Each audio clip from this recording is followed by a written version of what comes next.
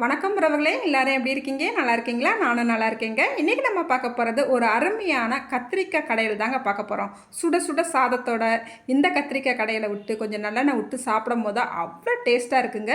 சரி வாங்க, இது எப்படி செய்யலான்னு சட்டுன்னு பார்த்துடலாம். இப்போ நான் 1/4 கிலோ கத்திரிக்காவை இந்த அளவுக்கு நல்லா கட் பண்ணி எடுத்து வச்சுருக்கிறேன். இப்போ நம்ம கட் பண்ணி வச்சுருக்கிற கத்திரிக்காவை குக்கருக்கு மாற்றிக்கிட்டாச்சு. இது கூடவே 3 மீடியம் சைஸ் தக்காளி பழத்தை நல்லா கட் பண்ணிட்டு வச்சுருக்கிறேன். ஒரு பெரிய சைஸ் உருளைக்கிழங்கையும் நல்லா கட் பண்ணிவிட்டு எடுத்து வச்சுருக்கிறேன். 100 கிராம் சின்ன வெங்காயத்தை கட் பண்ணிவிட்டு சேர்த்துருக்கிறேன். ஒரு 4 பச்சை மிளகாவை இதோட சேர்த்துருக்கேங்க. இப்போ இதை நம்ம தண்ணி ஊற்றி வேக வைக்க போகிறோம்.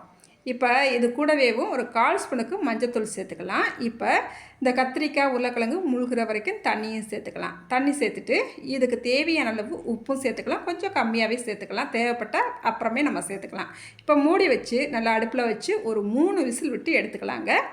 இப்போ நம்ம 3 விசில் விட்டு எடுத்து வந்தாச்சு. பாருங்கள், சூப்பராக நம்மளுக்கு கத்திரிக்காய் உருளைக்கிழங்கு செம்மையாக வெந்து வந்திருக்குது. இப்போ இந்த கத்திரிக்காய் உருளைக்கிழங்கு இதை மட்டும் நம்ம தனியாக எடுத்துக்கலாம். இது நல்லா ஆறின உடனே ஓரளவுக்கு கொரகொரப்பாக நல்லா மசிச்சு எடுத்து வச்சுக்கிறணும். அதுக்கப்புறமா இப்போ ஒரு கடாய் அடுப்பில் வச்சுக்கலாம். இதில் 2 ஸ்பூனுக்கு மட்டும் எண்ணெய் சேர்த்துட்டு கொஞ்சமாக கடுகு சேர்த்துக்கலாம். கடுகு நல்லா பொரிஞ்சு வந்த உடனே ஒரு 1/4 ஸ்பூனுக்கு சீரகம் சேர்த்துக்கலாம். 2 வத்தல் சேர்த்துக்கலாம். கொஞ்சமாக கருவேப்பிலையும் சேர்த்துக்கலாம். அதுக்கப்புறமா இது கூடவே 2 ஸ்பூனுக்கு வீட்டில் அரைச்சா மசாலா பொடி சேர்த்துக்கலாங்க. சேர்த்துட்டு நல்லா கலந்து விட்டுட்டு நம்ம கடைஞ்சி வச்சுருக்கிற இந்த கத்திரிக்காயையும் இதோட சேர்த்துக்கலாங்க. சேர்த்துட்டு மறுபடியும் நல்லா கலந்து விட்டுக்கலாம். வேக வச்சுருக்கிற தண்ணியை நம்ம வடித்து வச்சுருந்தோம் இல்லையா, அந்த தண்ணியை இப்போ சேர்த்துக்கலாம். சேர்த்துட்டு நல்லா கலந்து விட்டுட்டு நம்ம புளி ஒரு லெமன் சைஸ் புளியை நல்லா ஊற வச்சு கரைச்சி எடுத்து வச்சுருக்கிறேன், அதையும் சேர்த்துக்கலாம். இந்த நேரத்தில் காரம் உப்பெல்லாம் கரெக்டாக இருக்கான்னு ஒரு தடவை செக் பண்ணிக்கலாம். எனக்கு கொஞ்சம் உப்பு காரம்லாம் கம்மியாக தான் இருக்குது. அதனால் ஒரு 1/4 டீஸ்பூனுக்கு வத்தப்பொடியும், ஒரு 1/4 டீஸ்பூன் மஞ்சத்தூள், ஒரு 1/2 டீஸ்பூன் பெருங்காயத்தூள், கொஞ்சமாக உப்பும் சேர்த்துக்கிறேன். இப்போ இது எல்லாத்தையும் சேர்த்தா பிறகு நல்லா கலந்து விட்டுக்கலாம். மறுபடியும் உப்பு காரம் கரெக்டாக இருக்கான்னு ஒரு தடவை செக் பண்ணிக்கலாம். நல்லா கரெக்டாக இருக்குங்க.